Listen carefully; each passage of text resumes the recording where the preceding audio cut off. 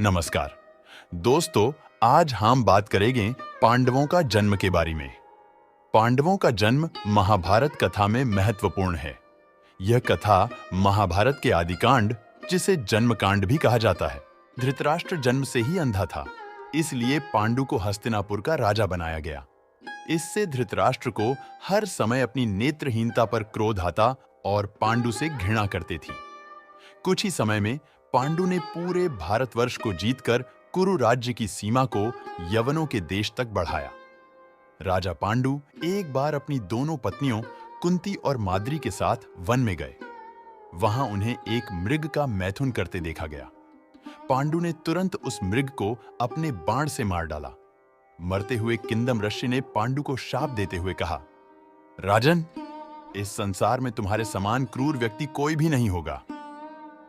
तुमने मुझे मैथुन करते समय मार डाला, इसलिए जब भी तुम मैथुन करोगे तुम भी मर जाओगे। इस शाप से पांडु बहुत दुखी हुए और अपनी रानियों से कहा, हे देवियों, अब मैं अपनी सभी वासनाओं को छोड़कर इस वन में रहूंगा। तुम लोग हस्तिनापुर लौट जाओ। दोनों रानियों ने उनके शब्दों को सुनकर दुखी होकर कहा, नाथ, हम आपके बिना एक क्षण भी नहीं जी सकते। वन में हमें भी अपने साथ रखने की कृपा कीजिए।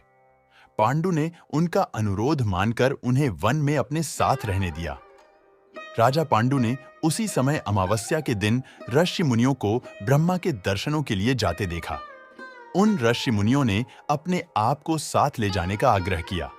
ऋषि मुनियों ने कहा, राजन, कोई भी निःसंतान पुरुष ब्रह्मलोक जाने का अधिकारी नहीं हो सकता, अतः हम आपको अपने साथ ले जाने में असमर्थ हैं। ऋषि मुनियों की बात सुनकर पांडु ने अपनी पत्नी से कहा, हे कुंती, मेरा जन्म लेना ही वृथा हो रहा है, क्योंकि संतानहीन व्यक्ति पितृ-ऋण, ऋषि आर्ण, देव आर्ण और मनुष्य आर्ण से मुक्ति नहीं पा सकता।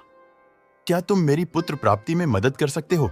हे आर्यपुत्र, दुर्वासा ऋषि ने मुझे ऐसा मंत्र प्रदान किया है जिससे मैं किसी भी देवता का आह्वान करके मनोवांछित वस्तु प्राप्त कर सकती हूं। कुंती ने कहा, किस देवता का नाम बताओ। इसके बाद पांडु ने धर्म को प्रोत्साहित करने का आदेश दिया।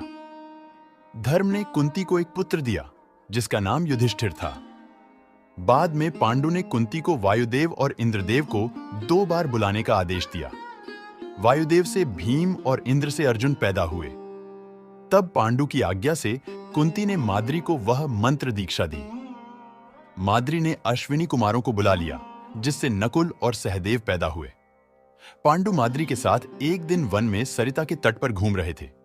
शीतल मंद सुगंधित वायु चल रही थी और वातावरण बहुत मनोरम था।